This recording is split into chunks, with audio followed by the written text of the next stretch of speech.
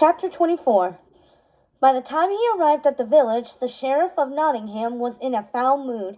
He'd spent months going door to door collecting taxes from these ungrateful citizens, and thanks to his robbery, he was being asked to go back and collect them all over again.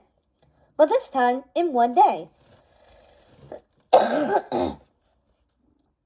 No one ever claimed Prince John was reasonable, but this was beyond. It was going to take countless hours to request each town's animal turn over their newfound wealth, assuming they hadn't gone and spent it already, all the while trying to get them to confess who their criminal benefactor was, if they even knew to begin with. But he was a public servant, he reminded himself. The crown trusted him to get the job done, and he'd do it too. Unlike his father, who had contented himself with shoeing horses his entire life, with no desire to rise above his rank, the sheriff had ambitions, and if he was successful, well, maybe the prince would promote him, knight him even. His lip curled into a snarl. If he was a knight, that haughty fox Maid Marian couldn't push him around any more. He'd be her equal. She'd be forced to treat him with respect. Yes, he would find the gold and the thief, and he would get his reward, no matter what it took. Nottingham was buzzing with activity when he arrived.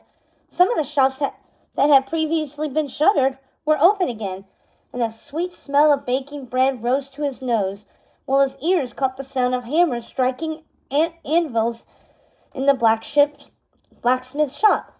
He scowled. These traitorous animals had wasted no time spending the gold that wasn't theirs to begin with.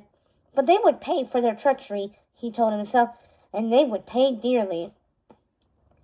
He began to whistle as he strolled down the street, enjoying the feel of worried eyes watching him as he walked by. He heard the whispering among the animals as they tried to quickly pass the word to one another that he was there. They probably all tried to run and hide their ill-begotten gold, as if that would work. He stepped up to the first house, lifting his paw to knock. Usually he had a system in place. He'd start at the edge of the village and work his way in. But in this case, he wanted the element of surprise, less time to hide the gold. He banged on the door once, twice. No one answered, of course. "Open up," he called out. "By order of His Majesty, Prince John." The wooden door opened, just a crack. A small bunny face peeked through. The bunny looked up, way up, into the sheriff's eyes and then squeaked in surprise. She tried to slam the door shut, but the sheriff was used to this kind of greeting and stuck his foot in the door before she could close it completely. Now, little lady," he scolded. "Don't be rude. I'm just here for a little visit with your mother. Surely she's not too busy to see me." Not waiting for her response, he shoved open the door and pushed past her to step into the small, humble cottage beyond. He wrinkled his nose at the smell of cooking carrots permeating the small space. Disgusting. His gaze drifted across the room, stopping at the sight of a large family of rabbits crowded around a crude wooden table. They seemed to be celebrating a birthday. At the center of the table was a small frosted cake with a lit candle shaped like a carrot sitting on top. He cleared his throat. The rabbits looked up, freezing in unison. For a moment, no one moved a whisker while the lit candle continued to burn down, wax dripping onto the cake. "Oh, don't let me stop you," he said, waving his paw in the cake's direction. "By all means, please go ahead before you burn your house down." One of the bunnies, a boy, halfway grown, reluctantly leaned forwards and blew out the candle. The bunnies surrounding him clapped nervously, then turned back to the sheriff. The mother rabbit gave him a worried smile. "Would you like a slice of cake, Sheriff?" she asked. "I baked it myself this morning." "Don't mind if I do," the sheriff replied, strolling over to a nearby potted plant and peering into it. "No gold there, unless they buried it." He headed to the table and reached down to scoop up a generous hunk of cake, then stuffed it into his mouth, ignoring their dismayed looks. Delicious, he said, licking his paw. He pulled open a drawer. Empty. Can I help you find something? The mother rabbit asked, her nose twitching. The sheriff turned to her and smiled. Actually, yes, he said, the cake putting him in a generous mood. He'd give her a chance to come clean. She looked like an honest rabbit, after all. You see, last night a horrific crime was committed.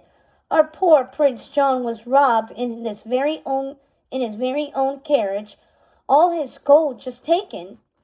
While he feared for his life, he shook his head in disbelief. Barbaric, really, he added. Don't you agree? The mother's nose twitched again. She was standing very still. Yes, she said, that's terrible, isn't it? The sheriff walked into the kitchen area and peered into a large pot on the fire. Still nothing.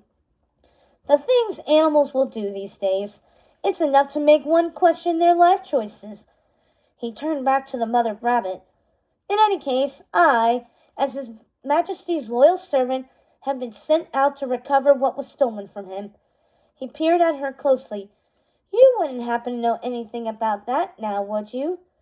The mother rabbit stood stock still, but the sheriff caught her eyes darting involuntarily to the left. He followed her gaze, straight to an old chest at the back of the room, half hidden by an embroidered scarf. His mouth curled into a grin. He took a step towards the chest, then another. He had almost reached it when suddenly he was intercepted by the birthday boy, who darted in front of him, his paws raised and squeezed into fists. No way! The bunny cried, blocking his path. That was a gift! He looked so fierce. His eyes were lit with inner fire. The sheriff almost wanted to laugh out loud. So pathetic, these villagers. Instead, he shoved the bunny out of his way, easy as flicking a fly. The boy screamed in surprise and pain as he slammed into the wall and went limp. His mother gave a horrified squeak, then hopped over to help her son. The sheriff rolled his eyes. He stepped up to the chest and lifted the lid, then reached down to scoop up the 3 shining golden coins inside. He gasped as if shot. He turned to the mother rabbit, who was cradling her son in her arms. Such wealth, he cried. How impressive. How did you come across such a fortune? Why, just last week you were telling me you had not a farthing to your name. The mother rabbit closed her eyes in defeat. Go ahead and take it, she said. I know you will anyway. But mother, cried her son. She shushed him tenderly. It's all right, little one, she whispered. We'll get by without it. We always do. But what? The sheriff asked, feeling rather cross all of a sudden. She was so humble and meek, as if she wanted him to feel like he was somehow the bad guy here, when he was just doing his job. They were the ones with the stolen gold, after all. He was just after justice. You think you have some kind of right to this gold? This gold belongs to His Majesty. We didn't know, the mother said. But now that we do, please take it. Just take it and leave us alone. Yeah, leave us alone, you big bully, added the small boy rabbit, pushing away from his mother to stare at the sheriff defiantly. The sheriff's fur rose at the back of his neck. He released the lid of the chest, letting it slam closed with a loud bang. He stormed over to the rabbits, baring his fangs. You know, you aren't being very hospitable, he growled, especially seeing as you are in possession of stolen property. Perhaps I need to take you in, teach you a lesson in manners. The mother's rabbit's eyes widened in fear. She backed away, making the sheriff smile. Now there was the respect he deserved. Please, she begged. I've lost my husband, and I have a family who depends on me. Look at these children. They are so young. They cannot survive without a parent to care for them. She dropped to her knees, her paws in a prayer position. Have mercy, sir. The sheriff pretended to think on this, tapping his claw to his chin. Well, I suppose perhaps we can work something out, he said, a clever idea forming in his mind. I will let you stay in the house with your sweet children if you tell me where this gold came from. The mother swallowed hard. She glanced at her children, then back at the sheriff. Don't tell him, Mama, cried a girl rabbit, He'll just tell Prince John. The sheriff shot her an angry look. The thief should have thought of that before he robbed the royal treasury. He's broken the law. Don't you reckon he deserved to be punished? I'm sorry, the mother rabbit said. I don't know who stole the gold. We woke up and it was here on the table. I've heard rumors, but... She shrugged. The sheriff stalked over to one of the smaller bunnies, a toddler, still dressed in her night clothes. He plucked her off the ground and into his arms, causing her to drop the small stuffed rabbit she was carrying. She let out a plaintive scream. "Mama!" she cried. The mother's eyes bulged from her head. "What are you doing?" she protested. "You seem to have a lot of children, madame," he replied. "I count at least 14. Perhaps you are overworked. Perhaps this is why you were sound asleep when the thief came to town. I think it would be best if I took this little one into safekeeping for a while. Maybe it will help clear your memory." "You can't take her!" cried the boy bunny. He grabbed a wooden broom and charged at the sheriff, poking him hard in the leg. The sheriff growled loudly and lunged in the bunny's direction. He retreated behind his mother, squealing. "Stop!" the mother rabbit cried, holding up her paw wearily. "Please." It was Robin Hood. At least that's what some are saying. He was wearing a green hood that covered his face, but several swear they saw the Locksley crest on his cloak. She closed her eyes, a defeated look on her face. "Now that's more like it," the sheriff retorted, dropping the baby unceremoniously on the floor. He was relieved she'd find the cave. He hated children. They made him itchy. The last thing he wanted was to have one with him on his rounds. They were going to take long enough as it was. He tossed the 3 gold pieces into the air, then caught them in his paw before slipping them into his sack. He felt all the bunnies' eyes on him, but refused to look in their direction. At last he headed towards the door, stopping just before exiting. "Don't go anywhere," he said to the mother rabbit. "We may need to call upon you as a witness for the crimes against His Majesty." The mother rabbit bowed her head. "Of course, sir," she whispered. Her children gave him angry looks. He laughed, then waved goodbye, heading out of the house and back onto the street. 29 more houses.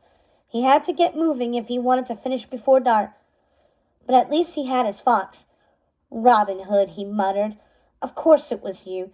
You never did like to play by the rules," he chuckled to himself. "But now you've messed with the wrong wolf, and I'm going to make you pay dearly."